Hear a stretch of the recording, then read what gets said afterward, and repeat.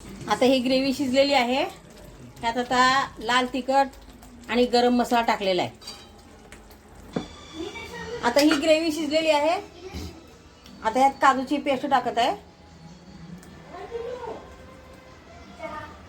हे बघा, आता ही काजूची पेस्ट घातलेली आहे.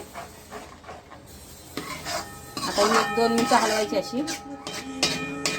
चांगली शिजली की काजूची पेस्ट.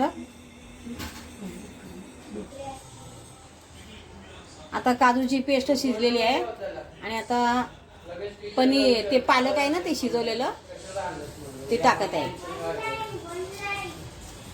ती ग्रेव्ही टाकली. आता पालक शिजलेला आहे त्याच्यामुळे त्याला काय आता जास्त शिजवायचं नाही आहे. हॅलो, नमस्कार. आज माझा वाढदिवस आहे. मग माझ्या मुलींना माझ्यासाठी पालक पनीरची भाजी बनवत आहे. तर हे बघा, आता ही ग्रेव्ही तयार केली आहे. ह्यात कांदा, टोमॅटो, अद्रक, लसूण पेस्ट करून घातलेली आहे. आता ती ग्रेव्ही तयार होत आहे. कोथिंबीर सगळी पेस्ट तयार करून ग्रेव्ही बनवत आहे. हे बघा, ही काजूची पेस्ट आहे. काजूची पेस्ट पण घालायची असते पालक पनीरला. तर ही पेस्ट, हे पालक 5 मिनटं उकडला पाण्यामध्ये.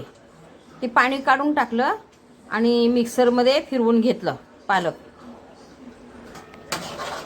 हे आता ग्रेव्ही शिजत आहे.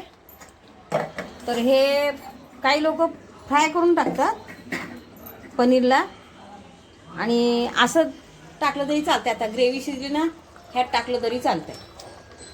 तर अशा प्रकारे पनीरची भाजी आता पालक शिजलाय. आधी शिजलेच होता त्यामुळे त्याला काही जास्त शिजवलं नाही. आता हे मीठ घातलंय. मीठ शेवटी घालत असते. आता त्यात पनीर टाकणार आहे.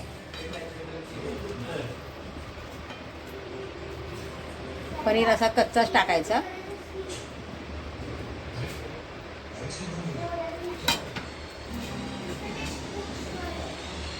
हे बघा, असा पनीर टाकलाय. आता त्याला एक उकळी फुटली की झालं. मी आता दूध टाकत आहे. तुम्ही फ्रेश क्रीम टाकू शकता किंवा दुधावरची साय टाकू शकता, दूध पण टाकू शकता. तर मी आता ह्यात दूध टाकलेलं आहे.